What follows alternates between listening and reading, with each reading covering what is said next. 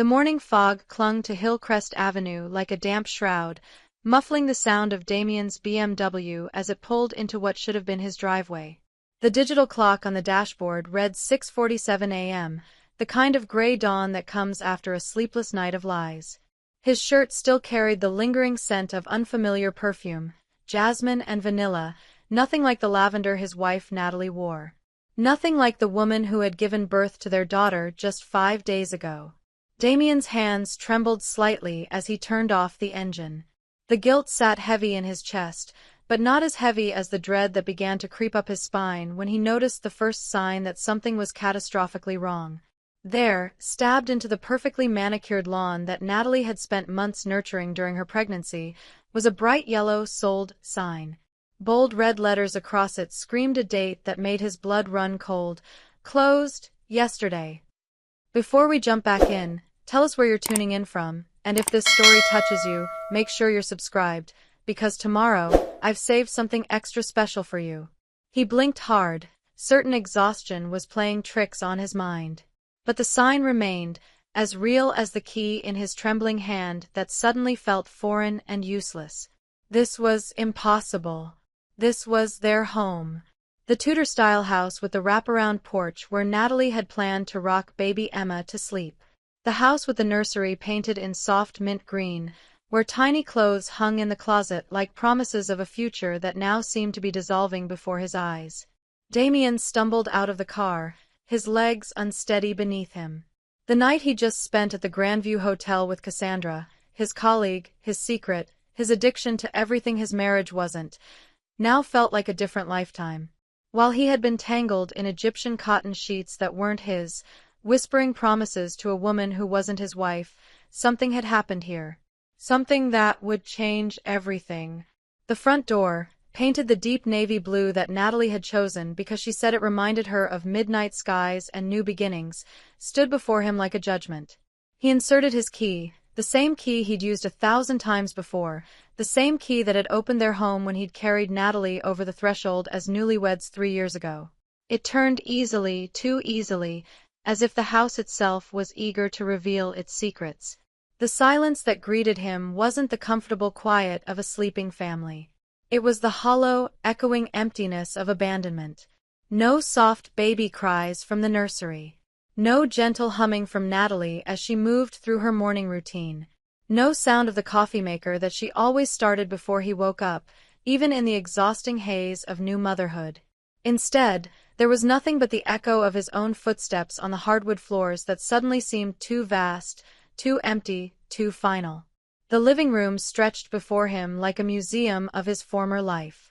The cream-colored sectional where Natalie had spent her last trimester reading pregnancy books, one hand always resting protectively on her growing belly.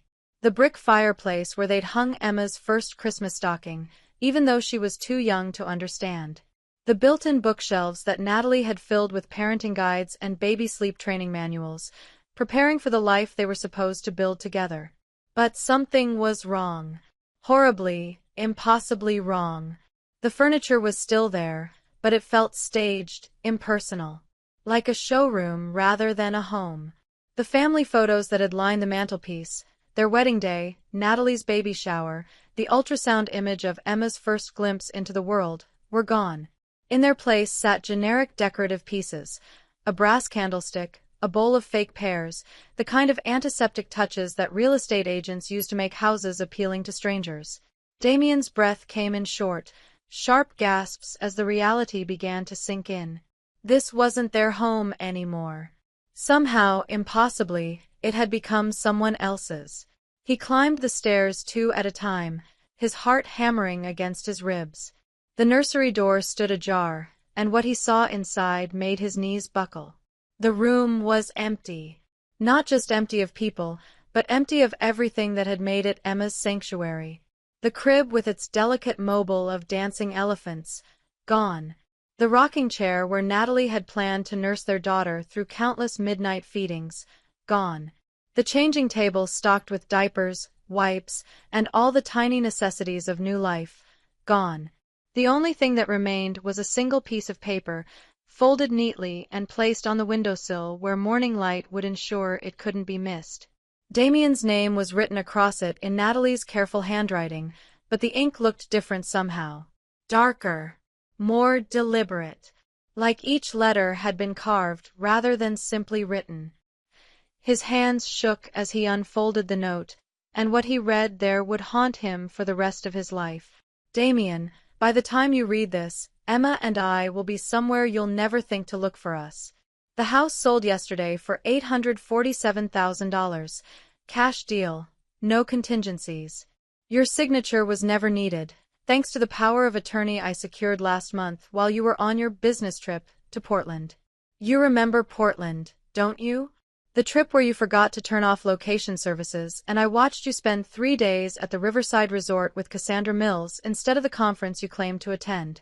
The money from the sale is already transferred and untouchable. Emma's trust fund is established. My lawyer's number is on the kitchen counter, but don't bother calling until you're ready to admit the truth about who you really are. You chose her. I choose us. Natalie. The paper slipped from Damien's fingers and fluttered to the floor like a dying bird. Outside, he could hear the neighborhood coming alive, lawn mowers starting up, children laughing as they rode bikes to school, the normal sounds of families beginning their day. But inside this house that was no longer his, inside this life that was no longer his, there was only the deafening silence of consequences finally come due. And somewhere out there, in a place he couldn't even begin to imagine, the woman he'd betrayed was starting a new life with the daughter he might never hold again. The morning fog was beginning to lift from Hillcrest Avenue, but for Damien, the real darkness was just beginning. The kitchen counter told the story that Damien's mind refused to accept. Where Natalie's coffee mug usually sat, the ceramic one with "World's Best Mom" that he'd given her as a joke during her pregnancy, there was now only a business card placed with surgical precision. Richardson and Associates, Family Law. It read in embossed letters. Below that, a handwritten note. Ask for Patricia. She's expecting your call. Damien's phone buzzed against his palm. 7 missed calls from his mother-in-law, Ruth. 3 voicemails from numbers he didn't recognize. And 1 text message from Natalie's number that made his stomach lurch. Check the garage. The garage. Where he'd installed the smart home system that tracked everything, who came and went, when lights turned on and off, which doors opened. The system that had betrayed his own lies when location services showed him in Portland while the garage door never opened for 3 days straight. He stumbled through the mudroom, past the hooks where Emma's tiny jackets should have hung, past the basket where Natalie kept her gardening gloves. The garage door felt heavier than usual, like it was reluctant to reveal what waited beyond. The space that had once housed 2 cars now held only echoes and a single manila envelope taped to the wall where his workbench used to be. Everything else, Natalie's silver Honda CR-V, the stroller system they'd researched for months, the boxes of baby clothes from well-meaning relatives, all of it was gone. But it was the envelope that made his legs give out completely. Inside were photographs. Not the kind that would destroy a marriage. Natalie was too smart for revenge. These were different, more devastating. They were photos of a life he'd never bothered to see. The first, Natalie, 8 months pregnant, assembling Emma's crib alone. The timestamp showed 2:17 a.m., Tuesday, March 14th. The night he'd told her he was working late on the Henderson account. The night he'd actually been at Cassandra's apartment, drinking wine and pretending he wasn't about to become a father. The second, Natalie at her 38-week appointment, sitting alone in the doctor's waiting room, one hand on her belly, the other holding her phone. The expression on her face wasn't anger or sadness, it was resignation. The look of a woman who'd stopped expecting her husband to show up. The third, the hospital bracelet from Emma's birth, photographed next to a printout of his hotel receipt from the Grandview. Room 412, checked in at 11:43 p.m. on March 28th. The same night Natalie's water broke. The same night she'd called him 17 times while he was ordering room service for 2. But it was the last photograph that broke something fundamental inside him. Emma's first smile, captured when she was exactly 4 days old. Not the reflex smiles that newborns make while sleeping. This was real, eyes bright and focused, tiny lips curved in genuine joy. And in the corner of the photo, barely visible, was a reflection in the nursery window. A reflection of Natalie crying as she took the picture alone, documenting her daughter's first milestone without the man who should have been there to share it. Damien's hands shook as he turned the photograph over. In Natalie's neat handwriting, Emma's first smile. "You missed it because you were at breakfast with Cassandra at the Rosewood Cafe. I know because I called the hotel looking for you. They said you'd checked out with your wife at 9:30 a.m. Funny how I was at home with mastitis and bleeding stitches, but somehow I was also having mimosas downtown." The garage suddenly felt too small, too airless. He fumbled for his phone and dialed Natalie's number with trembling fingers. It rang once, then went straight to a message he'd never heard before. "You've reached a number that is no longer in service. If this is an emergency, please hang up and dial 911. If this is Damien, Patricia Richardson can be reached at 555-0147. She has something that belongs to you." The line went dead. Damien sank to the concrete floor, surrounded by oil stains and the faint smell of rubber tires. The garage, this space that had once held their cars, their life together, their plans for family road trips with Emma's car seat properly installed, now felt like a tomb. His BMW sat outside in the driveway, still warm from the drive home from Cassandra's bed, still carrying the evidence of his betrayal in the form of perfume and lies. But inside this empty garage, surrounded by photographs of a life he'd sleepwalked through, Damien finally understood the magnitude of what he'd lost. Not just a house, not just a wife, not just access to his newborn daughter. He'd lost his family while he was busy pretending he deserved to keep them. The morning sun streamed through the garage window, illuminating dust motes that danced in the air like tiny ghosts of everything that used to matter. And somewhere in a place he couldn't begin to imagine, Natalie was probably feeding Emma her morning bottle, maybe singing the lullaby she'd hummed throughout her pregnancy, building a new life from the ashes of the one he'd burned down. For the first time since he'd pulled into the driveway, Damien understood that this wasn't a mistake he could fix with flowers and apologies. This was the end. Damien's fingers hovered over Patricia Richardson's business card like it might burst into flames. The number seemed to blur and shift as his vision swam with exhaustion and disbelief. 555-0147. 7 digits that separated him from whatever remained of his life. He dialed with the mechanical precision of a man in shock.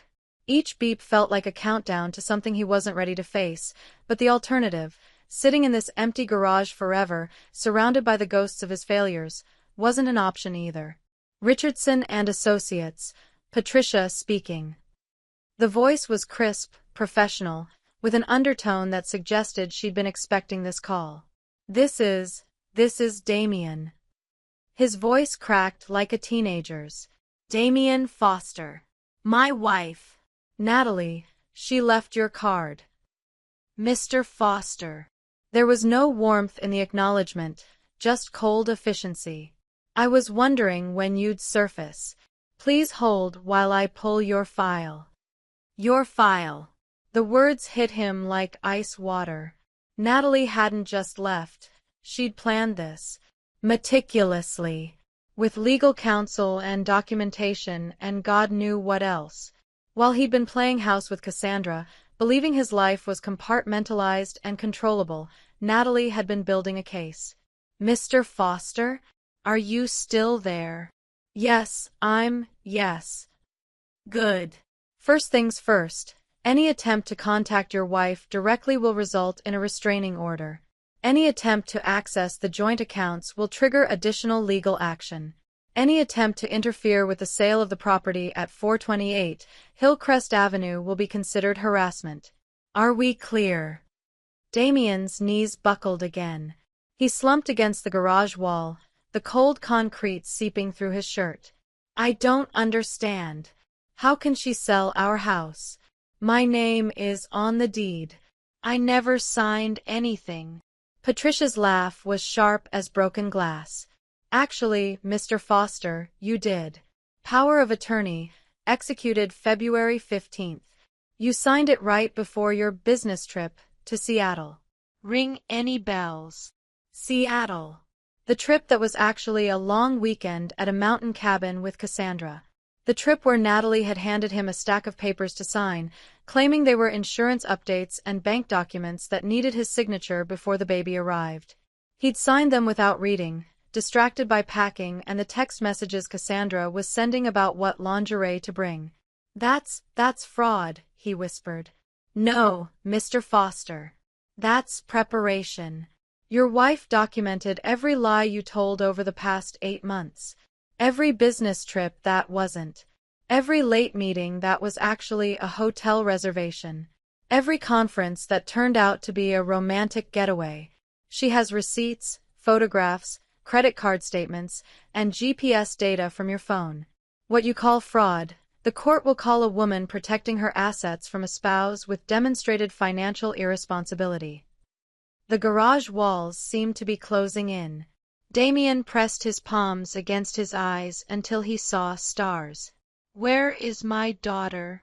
Your daughter is safe, healthy, and being well cared for by her mother. Where they are is none of your concern at this time. At this time, she's my child too. I have rights. Patricia's voice dropped to Arctic temperatures. Mr. Foster, you forfeited your rights when you chose to spend your daughter's birthnight with another woman. Natalie was in labor for 14 hours. Alone. Do you know what she did during those 14 hours while you were unreachable? Damien couldn't speak. The weight of that night, the night he told himself Emma would be born when she was ready, that first babies always took forever, that one night wouldn't matter, crashed down on him like a building collapsing. She documented everything, Patricia continued. Every contraction, every call to you that went to voicemail, every nurse who asked where her husband was. She voice recorded her decision to give your daughter her maiden name instead of yours. She has 14 hours of audio, Mr. Foster. 14 hours of a woman laboring alone while her husband was playing house with his mistress. The phone slipped from Damien's hand and clattered to the concrete floor. He could hear Patricia's voice continuing, but the words became white noise against the roaring in his ears. Emma had been born at 3:17 a.m. on March 29th.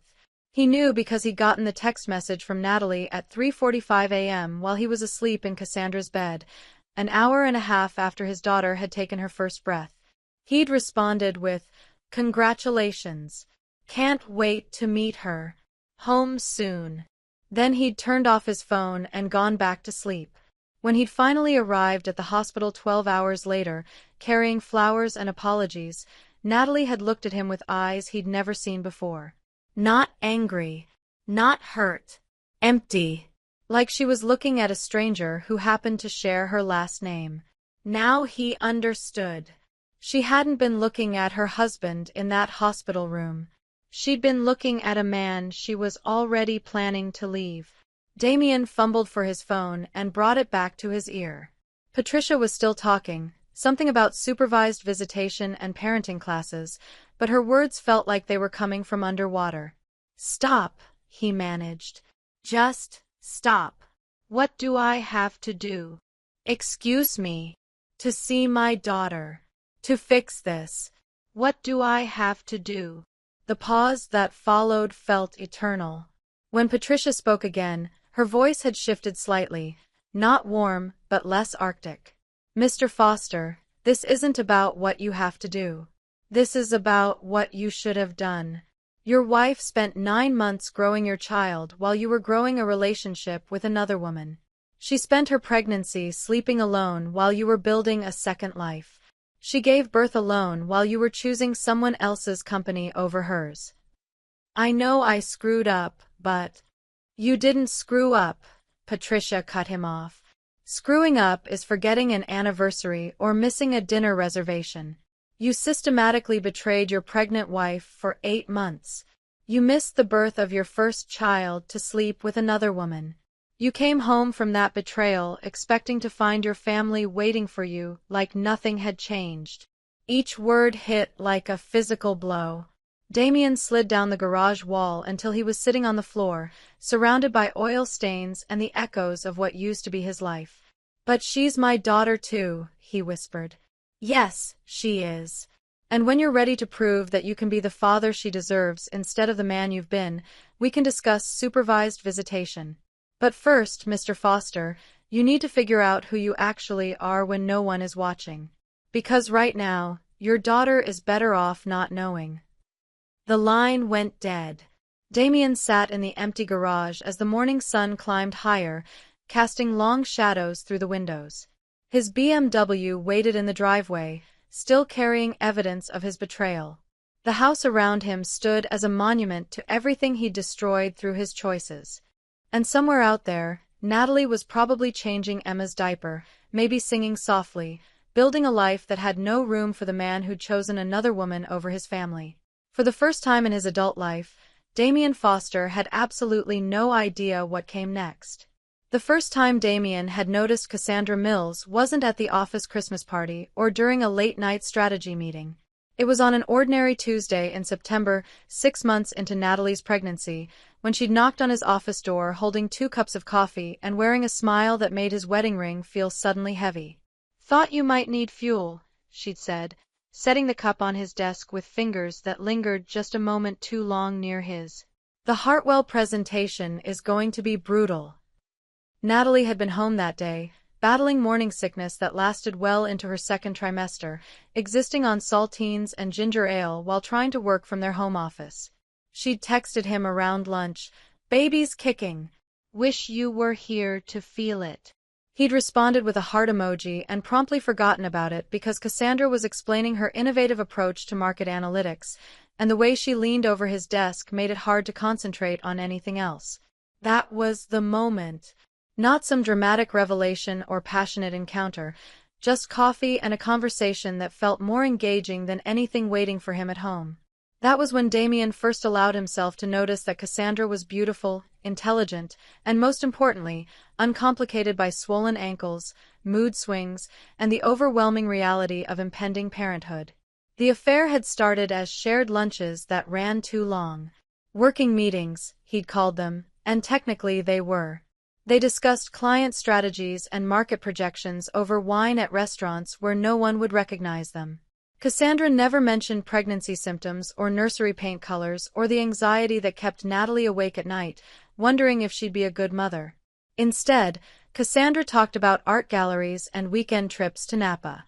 She laughed at his jokes without the distracted air of someone mentally calculating due dates and maternity leave. She made him feel like the man he'd been before mortgages and prenatal vitamins and the terrifying responsibility of bringing a life into the world. The first kiss happened in December, in the parking garage after the firm's holiday party. Natalie had stayed home. 7 months pregnant and exhausted, she'd fallen asleep on the couch while they were watching a movie. "Go without me," she'd mumbled, one hand resting on her belly. "Emma's doing gymnastics in here tonight." So he'd gone alone, told everyone Natalie had a headache, and danced with Cassandra to songs that reminded him of who he used to be. The kiss tasted like champagne and possibility, and for exactly 30 seconds, he'd forgotten about everything waiting for him in the Tudor house on Hillcrest Avenue. The hotel rooms started in January. Always business trips that ran a day longer than necessary, conferences that conveniently required overnight stays. He became an expert at crafting believable lies, at booking rooms far enough from home to feel safe but close enough for the commute not to matter. "Where are you staying?" Natalie would ask, and he'd have an answer ready. "The Hampton in downtown. You know how corporate booking works, they always go cheap." Meanwhile, he was learning Cassandra's preferences: Egyptian cotton sheets, room service champagne, late checkout. He was discovering what it felt like to wake up next to someone who wanted nothing from him except his attention, someone who wasn't carrying his child or planning their future or expecting him to be anything more than exactly who he was in that moment. The Portland trip in February had been particularly elaborate. An actual conference was happening. He wasn't completely reckless.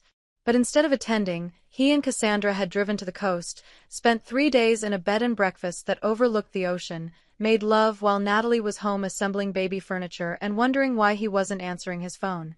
He'd returned to find her in the nursery, 8 months pregnant and struggling to install the crib rails alone. "How was the conference?" she'd asked without looking up, and something in her voice should have warned him. But he was still carrying the salt air in his lungs and the memory of Cassandra's skin, so he just kissed Natalie's forehead and said, "Boring. Lots of PowerPoints." The Seattle trip had been the beginning of the end, though he hadn't known it then. Natalie had seemed unusually organized that week, presenting him with stacks of papers that needed signatures. "Before the baby comes," she'd explained. "Insurance updates, bank stuff, power of attorney documents in case something happens during delivery." He'd signed everything without reading because Cassandra was texting about their cabin reservation, and because Natalie's efficiency made him feel guilty in ways he wasn't ready to examine. The papers had seemed endless: insurance beneficiaries, bank account access, medical directives, property documents. "Just covering all our bases," Natalie had said, and he'd trusted her because that was what husbands did, wasn't it? They trusted their wives to handle the details while they handled the bigger picture. Except the bigger picture he'd been focused on involved weekend getaways and stolen afternoons and the intoxicating freedom of being wanted without conditions. He'd been so busy maintaining his double life that he'd missed the meticulous way Natalie was documenting his absence from their real one. The night Emma was born, he'd been lying next to Cassandra in the king-size bed at the Grandview, planning their next escape while his wife was timing contractions alone. Natalie's first call had come at 11:30 p.m. He'd seen her name on the screen and declined it because they were opening a bottle of wine and Cassandra was wearing the lingerie he'd bought her, and surely whatever Natalie needed could wait until morning. 7 more calls had gone unanswered while he was choosing another woman over the mother of his child. The text messages had grown increasingly desperate, contractions 5 minutes apart. "Water broke. Heading to hospital. Where are you? Please call. I'm scared. Need you." He'd seen them all the next morning, lined up on his phone like accusations, while Cassandra was in the shower humming and he was calculating how long he could delay going home. By then, Emma had been born, named, and documented as fatherless on every form that mattered. Now, sitting in his empty garage surrounded by photographs of the life he'd sleepwalked through, Damien finally understood the true cost of his choices. It wasn't just that he'd missed Emma's birth, it was that he'd chosen to miss it. Every lie he'd told, every conference he'd fabricated, every night he'd spent in another woman's arms had been a choice to prioritize his desires over his family's needs. Natalie hadn't left because she was angry. She'd left because she was smart enough to see who he really was when no one was watching, and wise enough to protect their daughter from learning that fathers were men who disappeared when their families needed them most. The morning sun had climbed higher, casting new shadows through the garage windows. Somewhere out there, Cassandra was probably wondering why he hadn't called, why he hadn't shown up at the office, why the man who'd promised her everything was suddenly unreachable. But for the first time in months, Damien wasn't thinking about Cassandra at all. He was thinking about Natalie, alone in a delivery room, documenting his absence for posterity. He was thinking about Emma, taking her first breath while her father was choosing someone else's company over hers.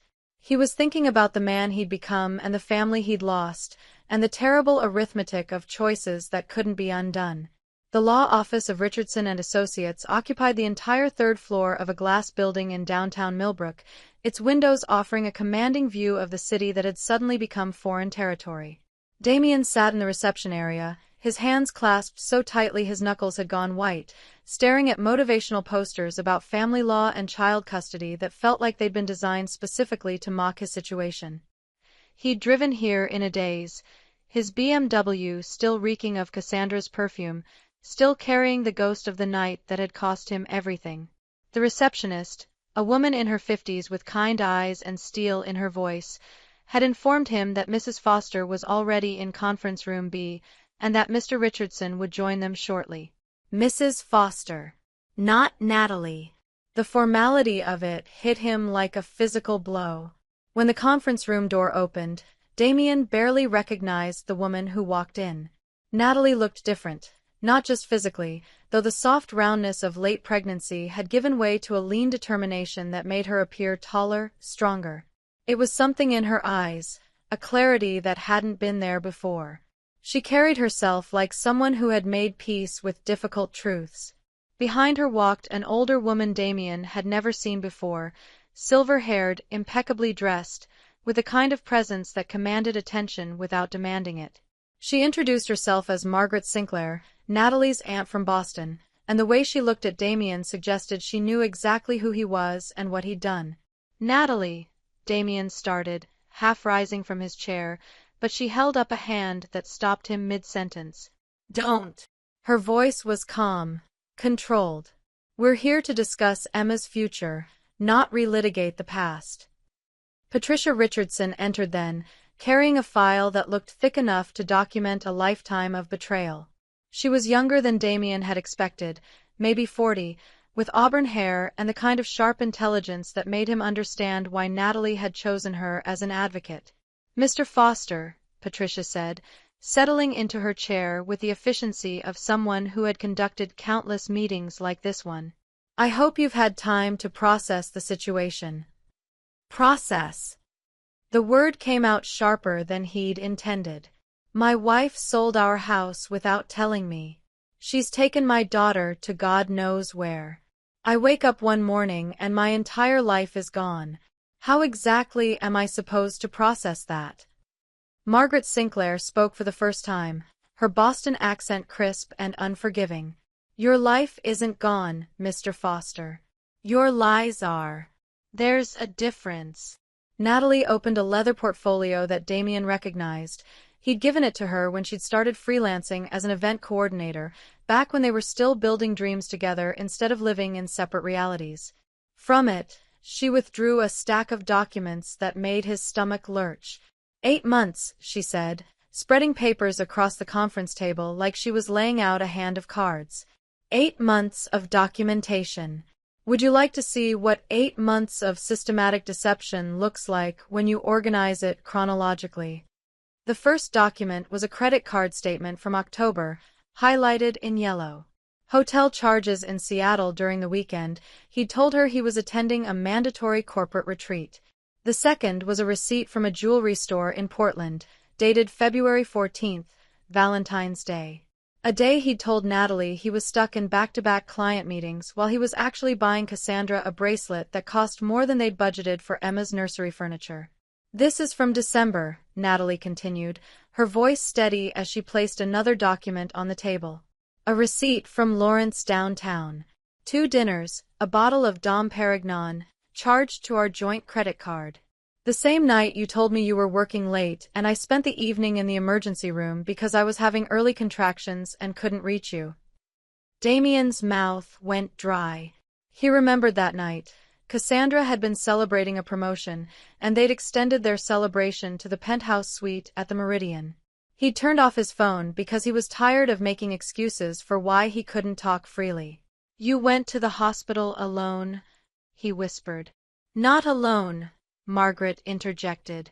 "I flew down from Boston. Because that's what family does when family needs them." Patricia pulled out another folder. "Mr. Foster, your wife spent her pregnancy creating a comprehensive record of your choices. Not just the affairs, but the pattern they represent. Would you like to see the GPS data from your phone?" She spread out printouts that looked like maps, but instead of showing roads, they showed betrayal plotted with mathematical precision. Red dots marked the locations where his phone had been when he'd told Natalie he was somewhere else. Hotels, restaurants, Cassandra's apartment building, all meticulously documented with dates and times that corresponded to lies he'd thought were clever.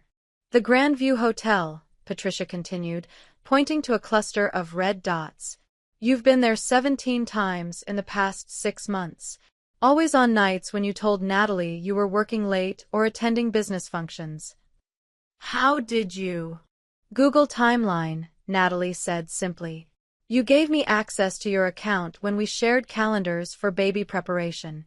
You forgot to revoke it." The room felt like it was tilting. Every smart lie, every careful alibi, Every moment he'd felt clever for maintaining his double life. It had all been recorded, catalogued, and prepared for this moment. "The birth," Margaret said, and her voice carried the weight of judgment. "Tell me, Mr. Foster, where were you when your daughter entered the world?" Damien couldn't speak. The question hung in the air like an indictment. Natalie answered for him. "Room 412 at the Grandview. I have the hotel receipt. I also have the recording of my labor." Recording. Patricia pressed play on a small device. The sound that filled the conference room was unlike anything Damien had ever heard.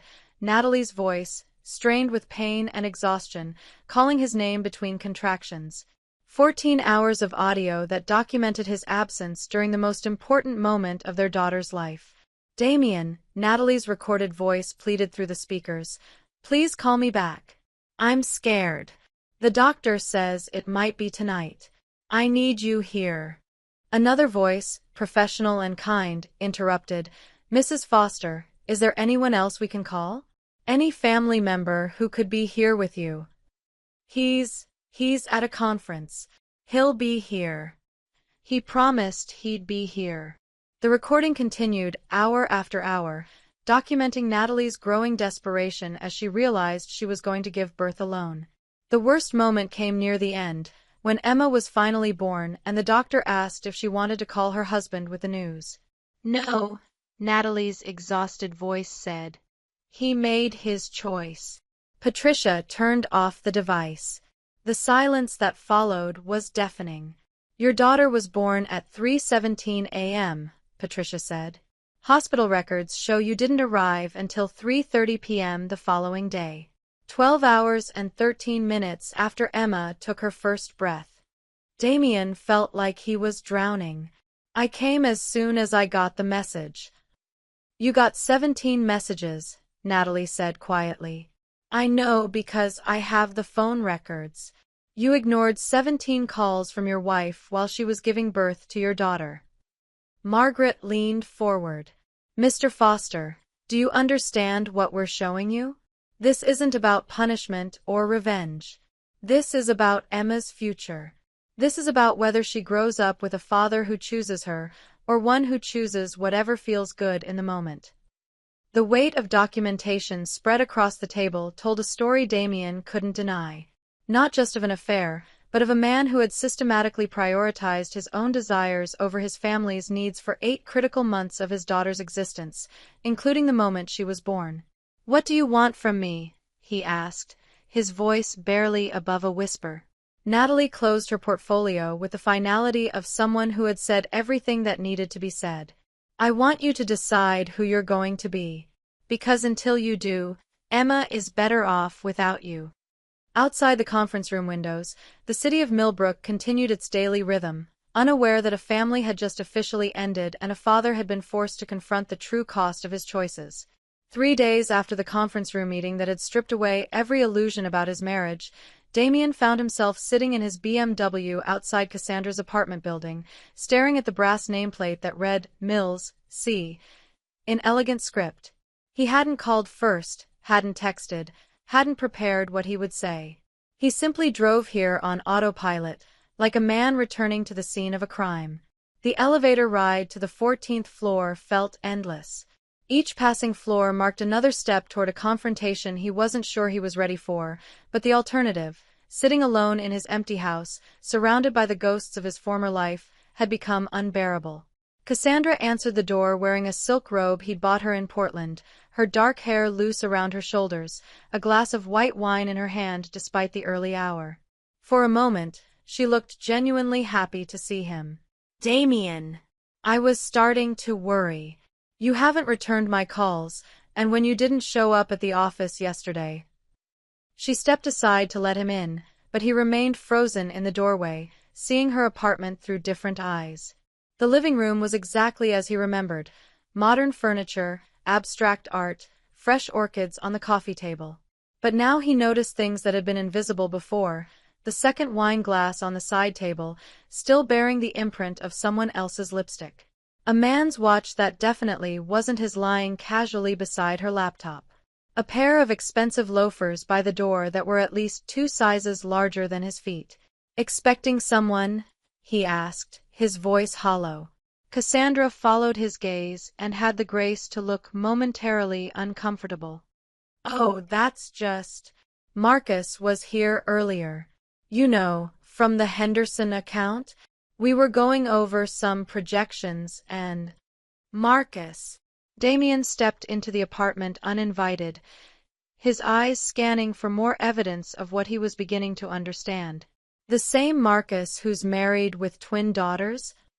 Preparing and narrating this story took us a lot of time, so if you are enjoying it, subscribe to our channel, it means a lot to us. Now back to the story. "Damien, you're being ridiculous. It's not what you think." But it was exactly what he thought, and the terrible irony wasn't lost on him. While he'd been congratulating himself on maintaining a secret affair, Cassandra had been maintaining several. The orchids he'd assumed were for him were probably from Marcus, or whoever else was rotating through her bed while their own families waited at home. "How long?" he asked. "How long what? How long have there been others?"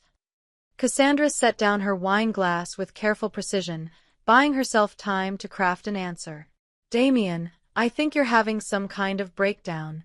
Maybe you should go home to your wife and sort out whatever's going on in your head." The casual way she said it, "go home to your wife," revealed everything.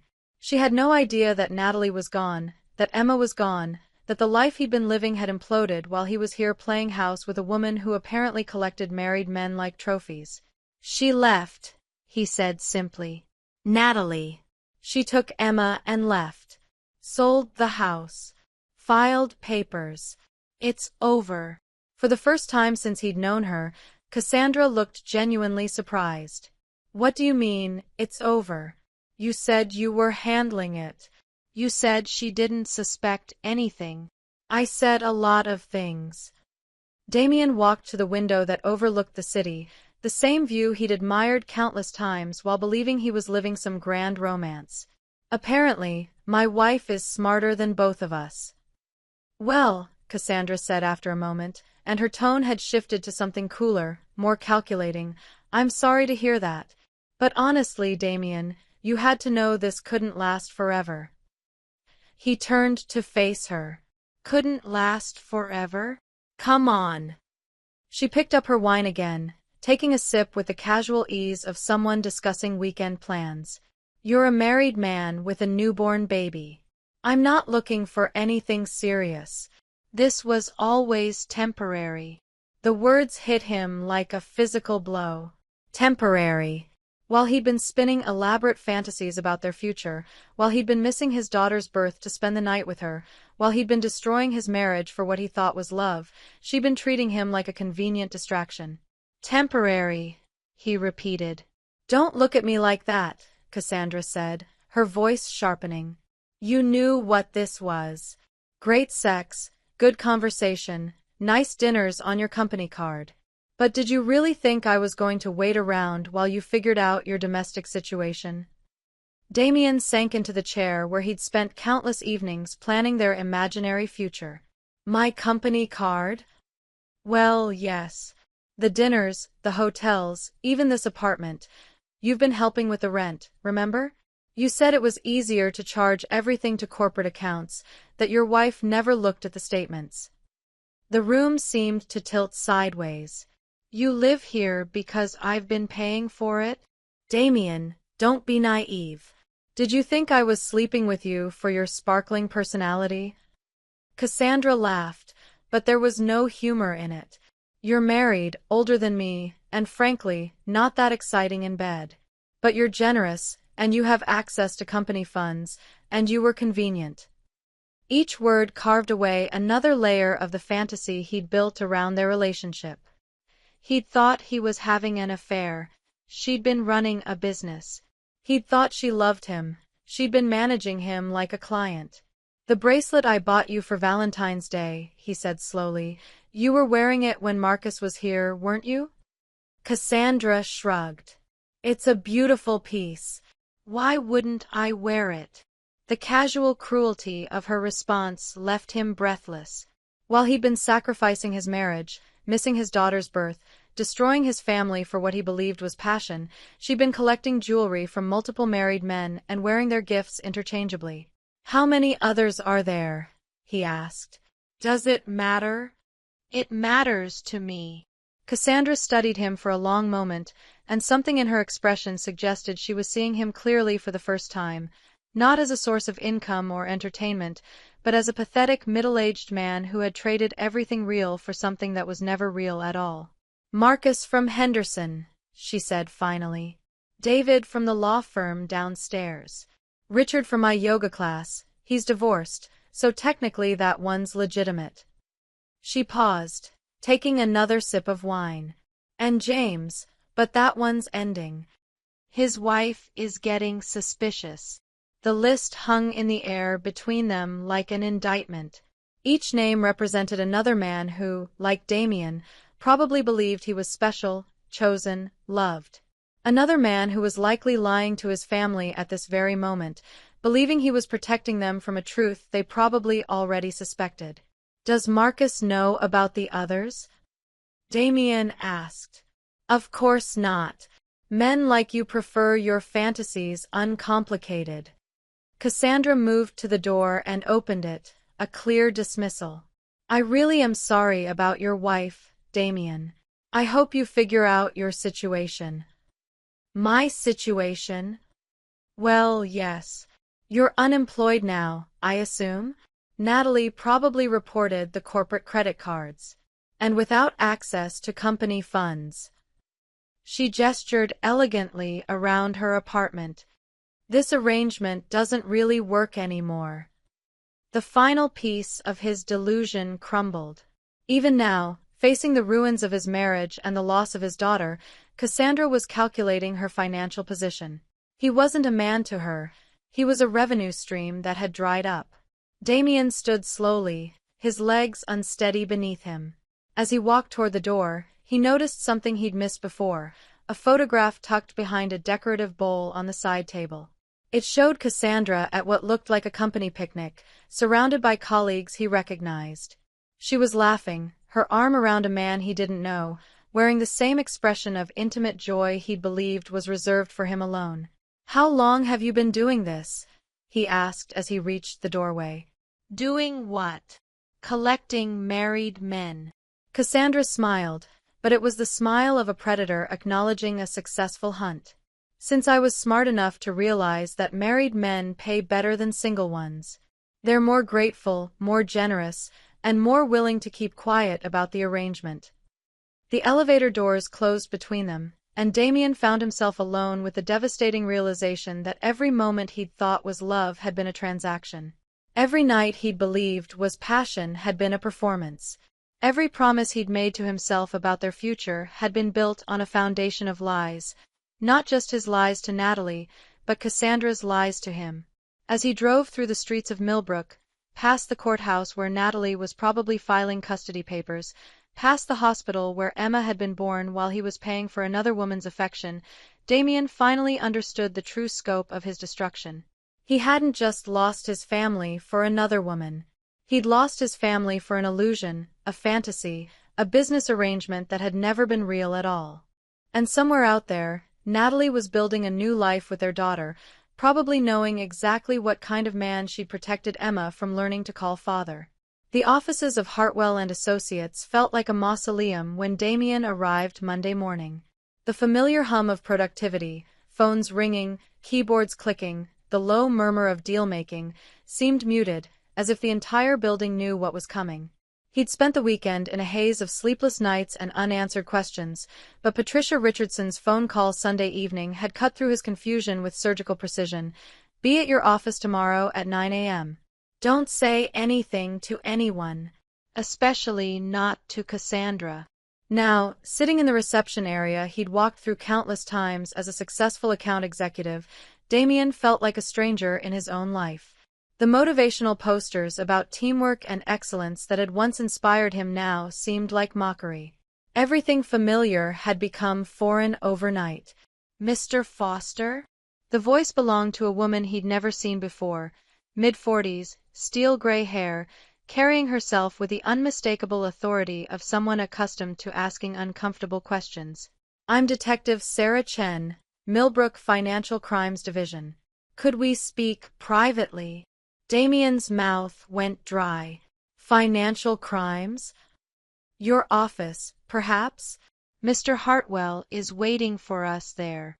The walk down the hallway he'd traversed thousands of times felt like a death march. Colleagues he'd known for years avoided eye contact, some pretending to be deeply engrossed in phone calls or paperwork. Word had already spread, somehow. In the corporate world, disgrace moved faster than gossip. Hartwell's corner office overlooked the city, floor-to-ceiling windows offering a view that Damien had always envied. Now, the vista seemed like a reminder of how far he was about to fall. His boss, mentor, golf partner, the man who'd hired him straight out of business school, sat behind his massive oak desk with the expression of someone preparing to amputate a limb. "Damien." Hartwell's voice carried none of its usual warmth. "Please, sit down." Detective Chen settled into the chair beside him, opening a file that looked disturbingly thick. "Mr. Foster, I need to discuss some irregularities in your corporate credit card usage over the past 8 months. The words hit him like ice water. Of course. He'd been so focused on the personal destruction, losing Natalie, losing Emma, that he hadn't considered the professional implications. 8 months of charging hotel rooms to corporate accounts. Expensive dinners that had nothing to do with client entertainment. Jewelry purchases that couldn't be explained away as business expenses. "I can explain," he began, but Detective Chen held up a hand. "Mr. Foster, we've conducted a preliminary audit of your accounts. In the past 8 months, you've charged approximately $73,000 in personal expenses to company credit cards. Hotels that don't correspond to any business travel. Restaurants where you entertained non-clients. Retail purchases that have no connection to your professional duties." Hartwell slid a printout across the desk. The numbers were damning. Lawrence Restaurant, $340 for dinner for 2 on a night when no client meetings were scheduled. The Grandview Hotel, $450 for a suite during a weekend when the company had no events. Meridian Jewelers, $2,800 for a bracelet that definitely wasn't being presented to a client. The Henderson account, Detective Chen continued, shows some particularly interesting charges. You've been billing meals and accommodations that allegedly involved client entertainment, but when we contacted Henderson Industries, they have no record of meetings on those dates. Damien's hands began to shake. He'd been sloppy, careless, drunk on the illusion that his affair existed in a vacuum where consequences couldn't reach him. "It's not what it looks like." "Mr. Foster," Hartwell said, his voice heavy with disappointment, "it looks like systematic embezzlement. It looks like you've been using company funds to finance a personal relationship while submitting fraudulent expense reports." "Sir, I can pay it back. Every penny. I just need—" "You need to understand the gravity of the situation," Detective Chen interrupted. "This isn't about repayment. This is about criminal fraud. Wire fraud. Potentially conspiracy if Miss Mills was aware of the nature of the charges." The mention of Cassandra's name sent a chill down Damien's spine. She didn't know. She had nothing to do with the business side. Detective Chen's smile was sharp as a blade. "Miss Mills has been very helpful in our investigation. She provided quite detailed information about your arrangement." The word arrangement hung in the air like an indictment. Damien's stomach lurched as he realized what had happened. Faced with potential charges herself, Cassandra had done what came naturally. She'd protected herself by throwing him to the wolves. "What did she tell you?" "That you explicitly told her the dinners, hotels, and gifts were being charged to company accounts. That you bragged about your expense account privileges. That you said your wife never looked at the corporate statements, so it was basically free money." Damien felt the blood drain from his face. He had said those things, whispered them in hotel rooms while convincing himself he was clever rather than criminal. Every boastful comment, Every casual mention of his corporate perks had been recorded in Cassandra's memory and regurgitated to investigators when her own freedom was at stake. "She's lying," he said weakly. Detective Chen pulled out another document. "We also have your computer records, Mr. Foster. Email correspondence with Miss Mills where you discuss charging personal expenses to business accounts. Text messages where you coordinate billing fraudulent client meetings. Your own electronic footprint corroborates her testimony." Hartwell leaned forward, his disappointment palpable. "Damien, I've known you for 8 years. I hired you, promoted you, trusted you with major accounts. How could you do this to the firm? How could you do this to yourself?" The question pierced through Damien's defenses because he didn't have an answer that made sense. How do you explain that you destroyed everything you'd worked for to maintain an illusion? How do you tell a mentor that you committed crimes to pay for a woman who saw you as nothing more than a convenient ATM? "The company is prepared to cooperate fully with the investigation," Hartwell continued. "We're also terminating your employment effective immediately. Security will escort you out after this meeting." Detective Chen closed her file with finality. "Mr. Foster, you're being charged with wire fraud, embezzlement, and filing false reports. The district attorney's office will be in touch about arraignment proceedings. I strongly suggest you obtain legal counsel." "What about Miss Mills?" Damien asked, grasping for some sense that justice would be served equally. "Miss Mills has agreed to cooperate with the investigation in exchange for immunity. Her testimony will be crucial in prosecuting your case." Of course. Even in disgrace, Cassandra had managed to negotiate the better deal. While he faced criminal charges and professional ruin, she would walk away unscathed, probably already lining up her next mark from the stable of married men who thought they were special. Security arrived. 2 guards Damien recognized, men who'd smiled and made small talk when he was still a respected employee. Now they watched him pack his personal items into a cardboard box with the professional dispassion of people doing an unpleasant but necessary job. 8 years of career building reduced to a box of family photos, a coffee mug, and a desk plant that Natalie had given him when he got his first promotion. The irony wasn't lost on him that the only things worth taking from his professional life were reminders of the personal life he'd destroyed. Walking through the office for the last time, Damien caught sight of his reflection in the elevator doors. The man staring back looked hollow, aged, broken in ways that went deeper than appearance. This was what moral bankruptcy looked like when it finally came due. In the parking garage, Detective Chen handed him a business card. "Mr. Foster, for what it's worth, I've seen a lot of cases like this. Men who think they can compartmentalize their lives, who believe their choices exist in isolation. They never do. Is this when you tell me it's not too late to make things right?" Her laugh was devoid of humor. "Mr. Foster, you missed your daughter's birth to commit felonies with a woman who sold you out the moment it served her interests. Making things right isn't really on the table anymore. But facing the truth about who you've become, that might be a start." As Detective Chen walked away, Damien sat in his BMW surrounded by the wreckage of his professional life, knowing that criminal charges were just the beginning. Somewhere across town, Natalie was building a new life with their daughter, probably relieved that she'd documented his absence so thoroughly. And in a downtown apartment he'd helped pay for, Cassandra was likely already making plans with her next victim. The man who'd thought he was clever enough to have it all had lost everything, and the worst part was beginning to understand that he'd never really had any of it to begin with. The arraignment hearing was scheduled for Thursday morning at the Millbrook County Courthouse, imposing granite building that Damien had driven past thousands of times without ever imagining he'd enter through the defendant's entrance. His court-appointed attorney, a tired-looking man named Robert Fielding, had been brutally honest during their first meeting.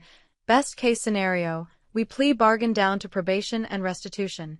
Worst case, you're looking at 18 months federal time." But it wasn't the criminal charges that had driven Damien to this moment of reckoning. It was the letter that had arrived Tuesday morning, hand-delivered by a courier who'd waited while Damien signed for it with shaking fingers. The envelope bore the letterhead of Richardson and Associates, But the contents weren't from Patricia. They were from Natalie herself, written in her careful script on cream-colored stationery that he recognized from their wedding invitations. Damien, the letter began, Emma is scheduled for her 2-month pediatric appointment on Thursday at 3 p.m. at Millbrook Children's Medical Center. Dr. Harrison specifically requested that both parents be present to discuss her development and immunization schedule. If you choose to attend, come alone. If you bring anyone, including legal counsel, I will reschedule, and you will not be given another opportunity. This is not about us. This is about our daughter's health and your right to medical information as her father. The choice is yours. The letter was signed simply N and included no return address, no phone number, no way for him to respond or negotiate terms. It was an ultimatum delivered with the clinical precision of someone who had learned not to trust his promises. Now, standing in the pediatric medical center's parking lot, Damien felt like he was preparing for the most important meeting of his life. Through the glass windows, he could see families coming and going, mothers carrying diaper bags, fathers pushing strollers, siblings skipping beside parents who looked tired but content. Normal families living normal lives, unbroken by the kind of choices that had brought him here. The waiting room smelled of antiseptic and childhood, that particular combination of hand sanitizer, baby powder, and the faint sweetness of infant formula. Damien approached the reception desk with the uncertainty of a man entering foreign territory. I'm here for Emma Foster's appointment, he said to the nurse, whose name tag read Jennifer, and who looked at him with the professional kindness reserved for anxious parents. Of course. Dr. Harrison is just finishing up with his previous patient. Mom is already in room 3 with the baby. Mom. Not your wife or Mrs. Foster. The casual way the nurse said it confirmed what Damien already knew. He was a stranger here, a visitor in his own daughter's life. Room 3 was at the end of a hallway decorated with cheerful murals of animals and scrubs, clearly designed to make children feel safe and comfortable. Damien knocked softly and heard Natalie's voice say, "Come in." She sat in a chair beside the examination table, holding Emma against her shoulder with the natural ease of someone who had spent every day for 2 months learning to be a mother. The baby was bigger than he remembered, more alert, her eyes tracking movement with the focused attention of someone discovering the world. Natalie looked up when he entered, and the composed mask she'd worn during the law office meeting slipped for just a moment, revealing something that might have been surprise or relief that he'd actually shown up. "Hello, Damien." "Hello." His voice came out rougher than intended. "She's..." He struggled for words that could capture what it felt like to see his daughter for the first time since the night she was born. "She's beautiful." Emma chose that moment to turn her head toward his voice, her eyes, Natalie's eyes unmistakably, focusing on his face with curious intensity. For a heartbeat that felt like eternity, father and daughter regarded each other with mutual recognition. "She knows you," Natalie said softly. "I wasn't sure she would, but she knows you." Before Damien could respond, Dr. Harrison entered, a grandfatherly man with kind eyes and the sort of bedside manner that immediately put parents at ease. He greeted Natalie warmly, then extended a hand to Damien. "Mr. Foster, I presume? I'm glad you could make it. Both parents being involved in a child's health care makes everything easier." The examination that followed was a masterclass in professional diplomacy.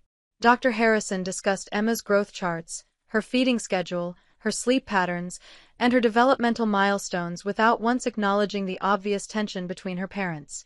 He addressed questions to both Natalie and Damien, creating an artificial bubble of normalcy that made it possible to focus solely on Emma's well-being. "She's thriving," Dr. Harrison concluded, making notes in Emma's chart. "Weight gain is excellent, reflexes are perfect, and she's already showing signs of advanced social awareness. You're doing an outstanding job, Mrs. Foster." The praise was directed solely at Natalie, and Damien felt the sting of exclusion even as he recognized its accuracy. She had been doing an outstanding job, alone, without his help, while he was busy destroying their family. "Now," Dr. Harrison continued, "let's discuss the immunization schedule." Emma will need her next round of vaccines at 4 months, then 6 months. It's important that both parents are informed about potential side effects and know how to monitor her response. As the doctor explained vaccine schedules and developmental expectations, Damien found himself studying his daughter with the intensity of someone trying to memorize a face. The way she gripped Natalie's finger with tiny fists. The soft sounds she made that weren't quite words but carried meaning nonetheless. The way she seemed to find comfort in her mother's presence, settling into complete relaxation when Natalie spoke. "Do you have any questions?" Dr. Harrison asked, looking between them. "When will she start recognizing faces more consistently?" Damien asked, the words tumbling out before he could stop them. "She already is," the doctor replied gently. Babies form strong attachments to their primary caregivers within the first few weeks. They recognize voices, scents, touch patterns. The key is consistency. Regular, positive interactions build trust and security. Consistency. The word landed like an indictment. While Emma was learning to trust her mother's voice, Damien had been absent. While she was forming her first memories of safety and comfort, he had been choosing another woman's bed over his daughter's nursery. After Dr. Harrison left, promising that Emma's records would be updated with both parents' contact information, an uncomfortable silence settled over the room. Natalie began gathering Emma's things, the diaper bag, a soft blanket, tiny socks that had somehow come off during the examination. "She likes music," Natalie said suddenly, not looking at him. "Classical, mostly. Mozart puts her to sleep every night. She also likes being read to, even though she doesn't understand the words yet. And she hates having her diaper changed, but if you sing to her during it, she calms down." The information felt like gifts, small insights into his daughter's personality that he had no right to, but that Natalie was offering anyway. "Thank you," he said, "for letting me be here." Natalie finally looked at him directly, and what he saw in her eyes wasn't anger or hatred. It was something worse, profound sadness mixed with resignation. "I didn't do this for you, Damien. I did it for her. Emma deserves to have medical information from both parents. She deserves to know that her father cared enough to show up when her health was involved." "I do care about her. I know you do. But caring isn't the same as choosing her. And until you understand the difference." She lifted Emma from the examination table, settling her against her shoulder with practiced efficiency. "Until you understand that being a father means showing up every day, not just for the convenient moments, she's safer with just me." Emma made a soft cooing sound, and Natalie's entire demeanor softened as she responded with gentle murmurs that sounded like a private conversation between mother and daughter. "The criminal charges," Natalie said without looking at him. "Patricia told me. $73,000 in fraudulent expenses. For her." Damien's throat closed. "Natalie, I don't." She adjusted Emma's blanket with careful precision. "I don't need apologies or explanations. I need to know that if Emma ever asks about her father, I can tell her something other than the truth about what kind of man he chose to be." With that, she walked toward the door, pausing only to add, "Emma's next appointment is in 2 months. You'll get a notice in the mail. What you do with that information is up to you." The door closed behind them, leaving Damien alone in the examination room surrounded by the cheerful animal murals and the lingering scent of baby powder. Through the window, he watched Natalie carefully buckle Emma into a car seat in the back of a silver Honda he didn't recognize, probably purchased with money from the house sale. As they drove away, Emma's face visible through the rear window, Damien understood that this hadn't been a reconciliation or even a first step toward one. It had been a test, not of his love for his daughter, but of his ability to put her needs before his own desires. 43 minutes in a pediatric examination room, he had passed that test. But 43 minutes wasn't fatherhood, and showing up once wasn't the same as being consistently present. Standing in the parking lot as afternoon shadows lengthened around him, Damien faced the hardest truth of all. Love wasn't enough to undo the damage he'd caused, and good intentions couldn't rebuild trust that had been systematically destroyed over 8 months of calculated betrayal. Emma would grow up knowing her father as the man who missed her birth, chose another woman over her family, and had to be legally compelled to be present for her medical care. Unless he could figure out how to become someone different, someone worthy of the title father, that would be his legacy in her life. The weight of that realization was crushing, but for the first time since this nightmare began, it was also clarifying. The question wasn't whether he deserved another chance. The question was whether he could become the kind of man his daughter deserved to call father, even if it was too late to save his marriage or undo his mistakes. The federal courthouse in downtown Millbrook stood like a monument to justice deferred, its neoclassical columns casting long shadows across the plaza where Damien waited with Robert Fielding for their final hearing. 6 months had passed since that morning when he discovered his empty house and sold sign, 6 months of legal proceedings that had stripped away every remaining illusion about who he'd become. The plea agreement lay open in Fielding's briefcase. 18 months federal prison suspended to 12 months home detention, 5 years probation, and full restitution of $73,247 plus penalties. It was, as Fielding had repeatedly reminded him, the best deal they were going to get. The judge will want to hear remorse, Fielding said for the 3rd time that morning, adjusting his tie with the nervous energy of a man who knew his client was about to face the music. Not just regret about getting caught, but genuine understanding of the harm caused. Harm caused. The phrase felt inadequate to describe the wreckage Damien had created. In the months since his arrest, the full scope of his destruction had become impossible to ignore. Hartwell and Associates had lost 3 major clients when news of the embezzlement broke. 2 junior associates had been laid off. The company's reputation, built over 30 years, bore scars that might never fully heal. But the professional devastation paled beside the personal cost. Damien had moved into a studio apartment in the basement of a converted house, the kind of place where divorce settlements and criminal restitution payments could afford. The walls were thin enough that he could hear his upstairs neighbors' television, their arguments, their children playing. Normal family sounds that had become a daily reminder of everything he'd lost. Foster case, docket number 2023, CR 4891, the bailiff called, and Damien felt his legs nearly give out as they walked toward the defendant's table. Judge Margaret Walsh was a woman in her 60s with steel-gray hair and the kind of penetrating gaze that suggested she'd seen every possible human failing parade through her courtroom. She reviewed the plea agreement with methodical precision while Damien stood at attention, hands clasped behind his back, trying to project a remorse he felt too deeply to adequately express. Mr. Foster, Judge Walsh began, her voice carrying the weight of institutional authority, you've pleaded guilty to wire fraud and embezzlement of corporate funds totaling over $73,000. Before I accept this plea and impose sentence, I want to understand something. This wasn't a crime of desperation or necessity. You had a good income, a stable family, professional respect.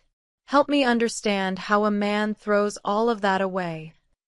The question hung in the courtroom air like an indictment. Damien had rehearsed this moment with Fielding, prepared answers that acknowledged wrongdoing while minimizing culpability.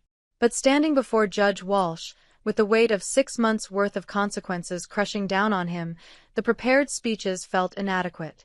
Your Honor, he began, his voice barely above a whisper, I don't have a good answer for that question. I told myself I was compartmentalizing, keeping my personal choices separate from my professional responsibilities. But that was a lie. Every fraudulent expense report, every false claim, every dollar I stole, those were choices to prioritize my desires over everyone else's well-being. Judge Walsh leaned forward slightly. Everyone else's well-being? My wife was pregnant, then caring for our newborn daughter while I was stealing money to finance an affair. My colleagues trusted me with company resources that I violated for personal gain. The firm's reputation suffered because of my actions. Damien's voice cracked. I missed my daughter's birth because I was committing crimes to pay for hotel rooms with another woman. I don't know how to explain that level of moral bankruptcy, Your Honor. I only know that I'm responsible for it. The courtroom fell silent except for the soft scratching of the court reporter's keys. Judge Walsh studied Damien for a long moment, and he had the uncomfortable feeling that she was seeing straight through to the core of who he'd become. Mr. Foster, in 30 years on this bench, I've seen a lot of white-collar criminals. Most come here with elaborate explanations about stress, temporary lapses in judgment, circumstances beyond their control. You're telling me you have no excuse? No excuse, Your Honor. Just consequences that I'm finally ready to face. Judge Walsh turned to the prosecution table where District Attorney Sarah Martinez sat with files that documented every fraudulent transaction, every lie, every choice that had brought them to this moment. Ms. Martinez, does the state have anything to add? Yes, Your Honor. While we appreciate Mr. Foster's acceptance of responsibility, the state wants to emphasize the systematic nature of these crimes. This wasn't a single lapse in judgment but an 8-month pattern of deliberate fraud. The defendant used his position of trust to steal funds that were meant to serve legitimate business purposes. His actions damaged not just his employer but the integrity of corporate expense systems that rely on employee honesty. Judge Walsh nodded, then surprised everyone by asking, "Is Mrs. Foster present in the courtroom?" Damien's heart stopped. He turned slowly, scanning the gallery he hadn't dared to look at during the proceedings. There, in the back row, sat Natalie. She wore a dark blue dress he'd never seen before and held herself with the composed dignity of someone who had rebuilt her life from the ground up. Their eyes met for just a moment, and what he saw there wasn't hatred or satisfaction. It was something infinitely sadder, the look of someone watching a stranger's downfall. "Mrs. Foster," Judge Walsh continued, "the court typically allows victim impact statements in cases involving financial crimes. Would you like to address the court?" Natalie stood slowly, moving to the podium with measured steps. When she spoke, her voice carried clearly through the courtroom. "Your Honor, I'm not here as a victim. I'm here as a mother who wants her daughter to understand someday that actions have consequences, that choices matter, and that the justice system works even when people we trust don't." She paused, glancing briefly at Damien before continuing. "My husband stole money to pay for an affair while I was pregnant and caring for our newborn daughter. But the theft wasn't the worst part. The worst part was the systematic lying, the gaslighting, the way he made me question my own perceptions while he was betraying our family every day." Judge Walsh leaned forward. "What would you like the court to know, Mrs. Foster?" "That Emma, our daughter, deserves better than a father who chooses his desires over her well-being. That the money he stole was meant for her future, her education, her security. And that while the court can impose financial restitution, it can't give back the trust he destroyed or the family he chose to abandon." Natalie returned to her seat without looking at Damien again, and he felt something fundamental break inside his chest. She hadn't come here for revenge or closure. She'd come to bear witness to the end of the man she'd once loved, to ensure that their daughter would someday understand that her mother had fought for justice when her father had chosen betrayal. Judge Walsh reviewed the plea agreement one final time. "Mr. Foster, I'm accepting your guilty plea and imposing the agreed-upon sentence, 12 months home detention, 5 years supervised probation, and full restitution of $73,247 plus court costs and penalties. You're also prohibited from accessing any corporate credit accounts or expense systems during your probation period." The gavel fell with finality that echoed through the courtroom like a gunshot. Damien felt Fielding's hand on his shoulder, heard him explaining the logistics of home detention and ankle monitoring, but the words seemed to come from very far away. As the courtroom began to empty, Damien caught one last glimpse of Natalie walking toward the exit. She didn't look back, didn't acknowledge his presence, didn't offer any gesture of forgiveness or condemnation. She simply walked away, carrying herself with the dignity of someone who had survived betrayal and emerged stronger. Standing in the federal courthouse where his criminal case had finally concluded, Damien understood that this wasn't really an ending. It was a beginning, the first day of a new life where he would have to figure out how to live with the consequences of who he'd chosen to become. The ankle monitor would be installed that afternoon. The restitution payments would continue for years.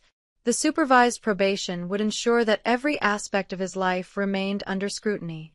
But more than any court-imposed punishment, Damien faced the harder sentence of trying to rebuild himself into someone worthy of the title father to a daughter who was already learning to live without him. Outside the courthouse, autumn wind scattered leaves across the plaza where justice had finally been served. And somewhere across town, Emma Foster was probably taking her afternoon nap in a home that had never known betrayal, protected by a mother who had chosen truth over comfort and her daughter's future over her own heartbreak. The reckoning was complete. Now came the harder work of learning to live with what remained.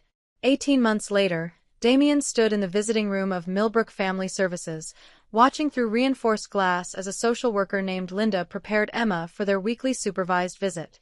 At 14 months old, his daughter had transformed from the tiny, fragile infant he'd barely known into a curious toddler with Natalie's eyes and a smile that could break his heart in the best possible way. The ankle monitor had come off 6 months ago, but the supervised visits remained, a condition Damien had actually requested to continue. Not because the court required it, but because he'd learned that earning trust was measured in consistency, not grand gestures. "Dada!" Emma called out when she saw him through the glass, clapping her hands with a pure joy that only children could summon. The words still caught him off guard every time she said it, a reminder that despite everything he destroyed, he remained her father, not because he deserved the title, but because she decided to give it to him anyway. Linda opened the door between them, and Emma toddled toward him with the unsteady determination of someone still mastering the art of walking.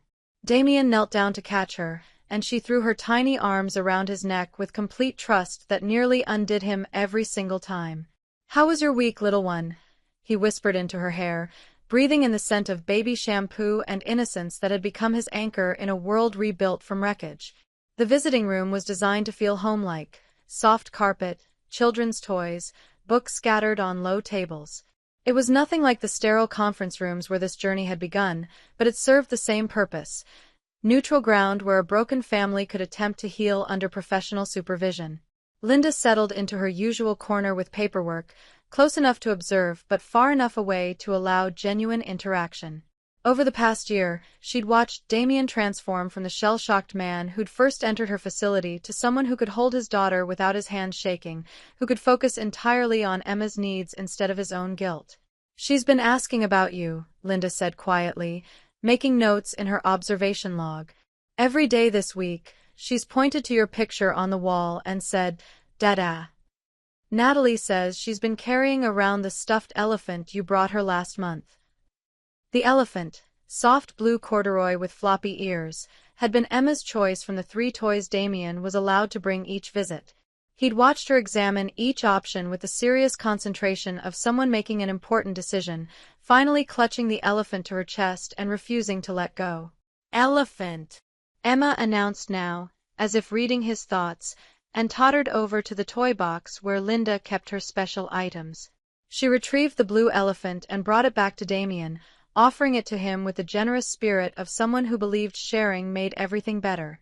"Thank you, sweetheart," he said, accepting the elephant with the solemnity such gifts deserved. "Should we read a story together?" Reading had become their ritual.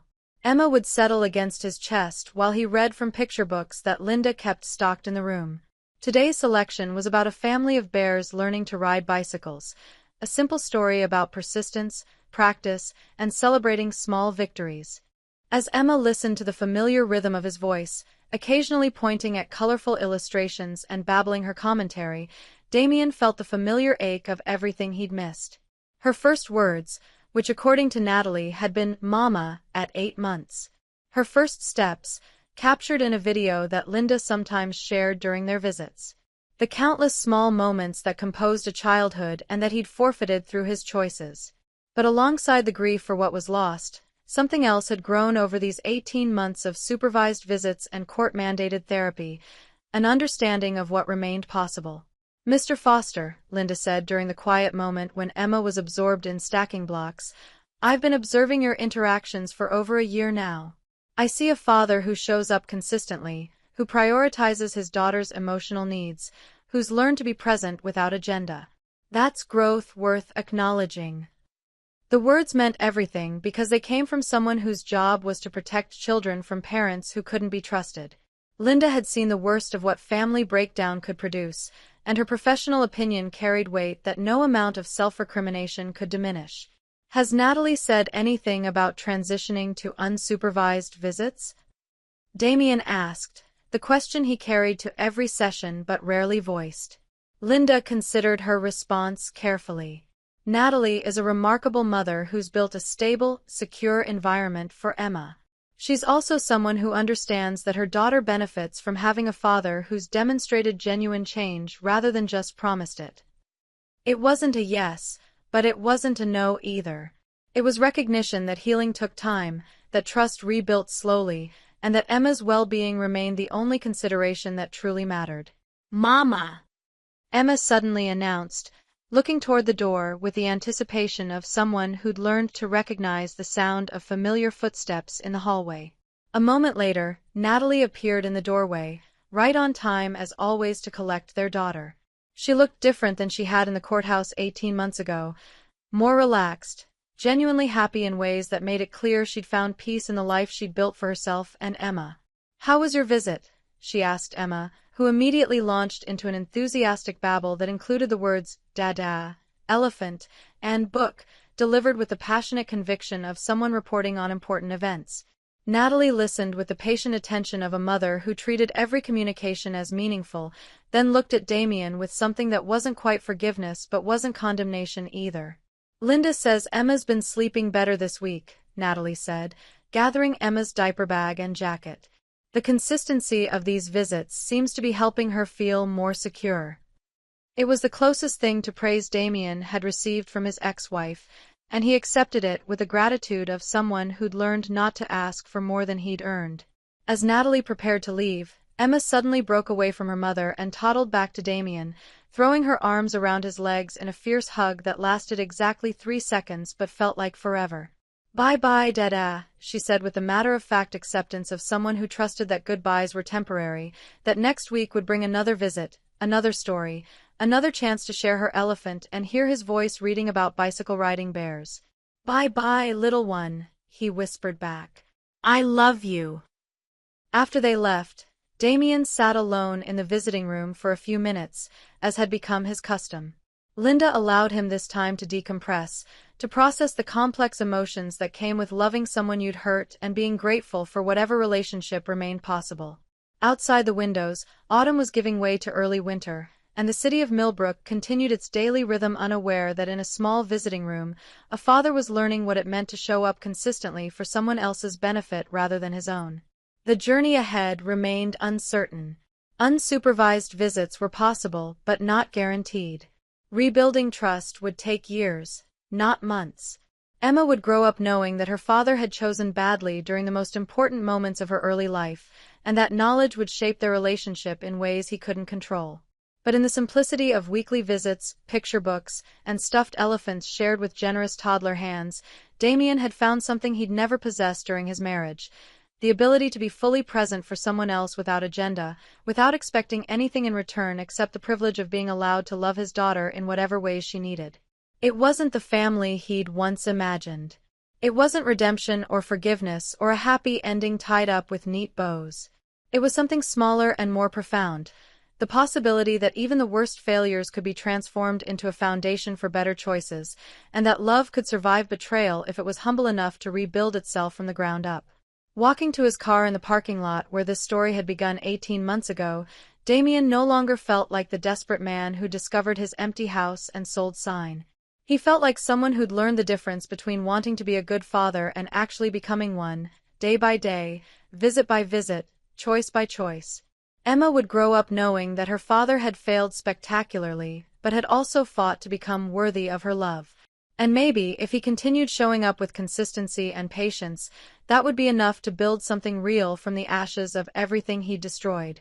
The future remained unwritten, but for the first time since that terrible morning when his world collapsed, Damien believed it might contain the possibility of something good. Up next, you've got 2 more standout stories right on your screen. If this one hit the mark, you won't want to pass these up. Just click and check them out.